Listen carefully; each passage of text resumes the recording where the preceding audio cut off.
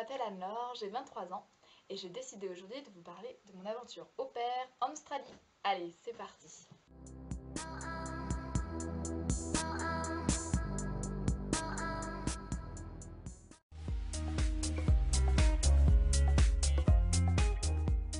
À la fin de mes 3 ans d'études en chimie, j'avais envie de découvrir un nouveau pays, une nouvelle culture et d'apprendre une nouvelle langue tout en m'occupant des enfants.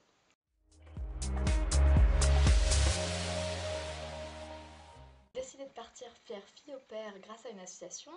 J'ai choisi Fait Rêver. Ils m'ont aidé dans toutes les démarches pour faire le dossier d'inscription et j'ai également eu un entretien avec eux. À la suite de ce dossier d'inscription, je l'ai donné en septembre. Ils m'ont trouvé une famille sous 2 semaines. Malheureusement, on n'a pas eu un bon feeling par Skype. Mais en octobre, j'ai eu un autre contact.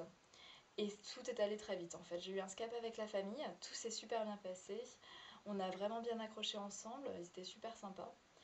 Et 10 jours après, j'étais partie et j'étais en route pour Sydney.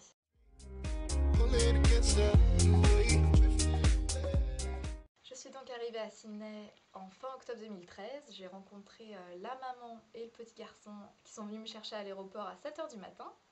Ils m'ont fait tout de suite découvrir la maison, le quartier. On a acheté une carte SIM et ils m'ont ouvert aussi un compte bancaire. Voilà, et puis c'était étonnant puisqu'en fait en Australie ils roulent à gauche, donc fallait s'y habituer.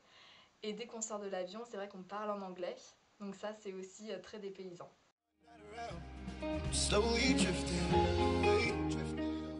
savoir que les Australiens ils se lèvent très tôt, en général c'est 6 h ou 6 h 30. Donc c'était à peu près les heures à laquelle je devais réveiller Maxime. Je l'ai aidé à s'habiller, après on prenait le petit déjeuner ensemble.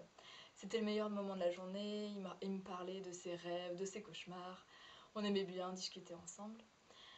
Après, en général, il jouait tout seul, donc il pouvait jouer au puzzle, au Lego, il m'appelait s'il avait besoin d'aide. Et moi j'en profitais pour faire le lave-vaisselle, pour le vider, et aussi pour préparer sa lunchbox du midi.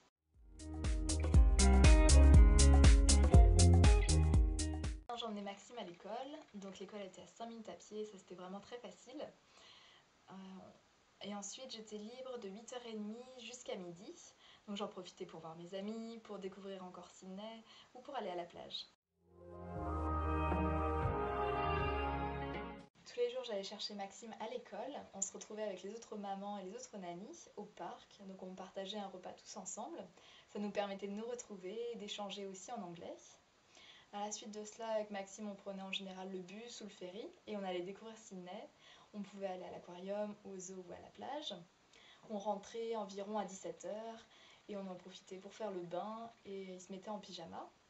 Après, j'aidais la maman à préparer. Donc on préparait en général le repas, on mettait la table tous ensemble et on attendait le papa pour dîner. Donc c'était vers les 18 h, 19 h.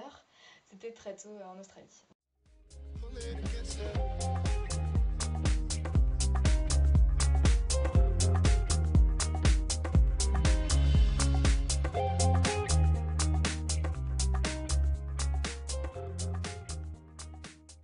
Cette expérience a été bénéfique pour moi puisque j'ai réussi à devenir plus indépendante, plus autonome et avoir une meilleure ouverture d'esprit puisque j'ai dû m'adapter à une nouvelle famille, de nouvelles attentes et ainsi qu'à un nouvel environnement.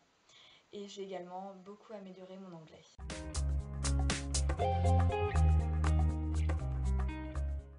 Après avoir passé 1 an en Australie, j'ai décidé de faire partager mon témoignage et d'aider les jeunes candidats à trouver une famille.